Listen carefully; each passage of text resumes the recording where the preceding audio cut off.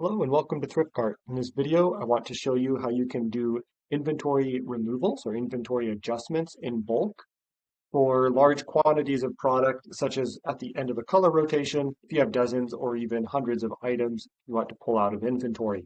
There are a couple ways to handle this. The first option I plan to show you may be more labor intensive, but is very precise. The second option, while quicker, is probably less precise. You can also use these two processes in tandem, where you adjust out the individual items that you pulled from the floor at the end of the color rotation, and then run a report to see any product that the system says is still on the floor, but that had been priced some time ago, in order to identify what product you may have missed during the pull, and or to identify product that may have been stolen. So the first option here is located under Point of Sale and Inventory, and then you can select Inventory Adjustments and choose the blue button here to do bulk inventory removals. At this point, you would scan the barcode off each individual item that you are removing from the floor. So again, it's rather labor intensive, but it's very precise. So you'd scan the barcodes. You might have the individual product in front of you that you're scanning these barcodes from, or it's possible that you pulled all the barcodes off of the product, for example, maybe taking the tags off clothing when you pulled the clothing off the racks, and you just have a pile of barcodes in front of you that you are scanning at this point. Once you have scanned each one of the barcodes for the items you're adjusting out, then in the drop-down menu below, select the reason for the adjustment, in this case, end of color rotation, select the store that you're adjusting the product from, and click the button to process adjustments. There is a final review screen of the product you're adjusting out, as well as the final quantities after the adjustment. These should be 0 if this is the last product with this barcode on the floor, or maybe a positive number if you still have some product with that same barcode on the floor. If you see negative numbers, like you do here in this example, that would indicate that the system thinks you already sold or otherwise got rid of this product, and if you record the adjustment, it will actually record that particular item into the negative count. So if you want to remove those items from the adjustment, click the red button to go back and not adjust that product. When you feel confident with the items that are listed here to be adjusted, go ahead and click the green button to adjust inventory now, and then confirm. The second option for recording inventory adjustments is going to be found under the report section, and then in your point of sale reports group, look for the report titled Inventory by Add Date. If you don't have this report in your account, please let us know so we can get it added. Go ahead and run the report for whichever store you're adjusting inventory from, and then you would set the date range for when you originally added the products. For example, for a color rotation, if you are regularly labeling product for a week, and then it sits on the floor for another 4 weeks before you get rid of it, then you would want to backdate this to the time when you first added that product about 5 weeks ago. And you would run the report for that 1 week in which you were labeling product with the color that you're now pulling off the floor. If you label product with the same color for a longer period of time, maybe 2 weeks or a month, then you would set the date range accordingly. In this case, so that there's more product that shows up in the report, I'm going to run it for a much longer period of time, but in a real life situation, it would probably be ran from 1 to 4 weeks. Under your quantity filter, I recommend setting this to only show items that are still in stock. And then under the purchase product filter, you would likely want to show only product with a $0 cost to filter out purchase product. And then you would set your category filter.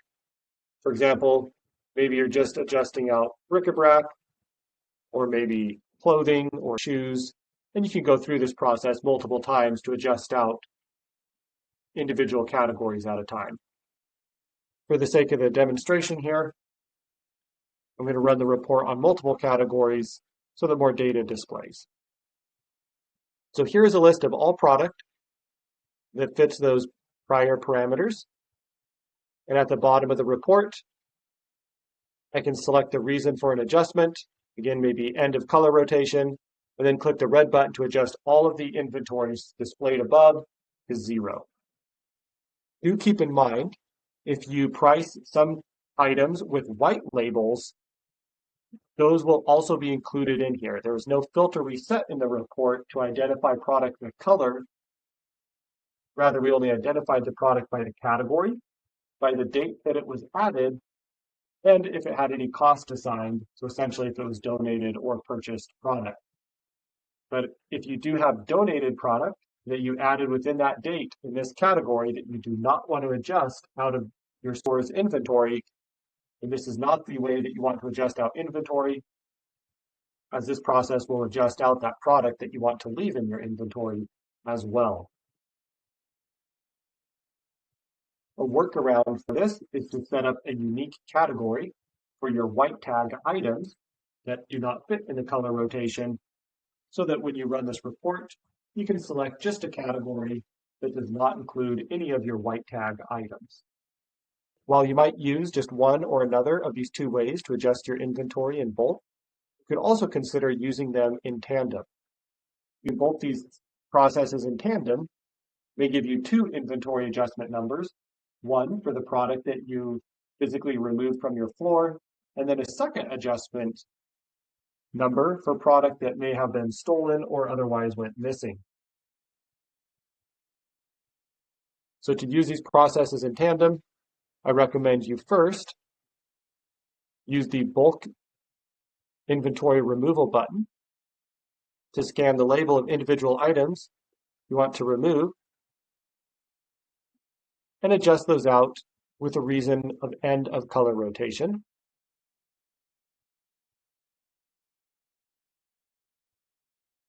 And then as a second step, to run that inventory by add date report,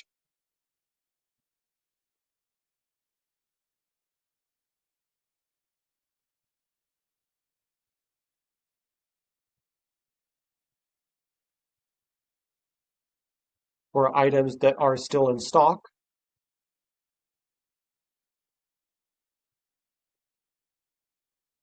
select a different adjustment reason in the drop-down, and then click the red button to adjust those items out of inventory as well.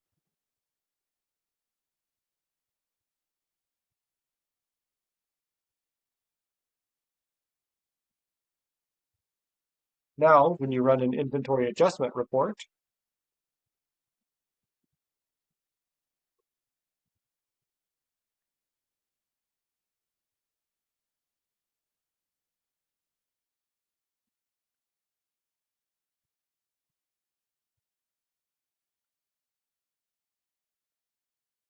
you can see a total count of product that was removed as being at the end of color rotation, and a count of product that was removed with the additional adjustment reason. If you have any questions, please let us know.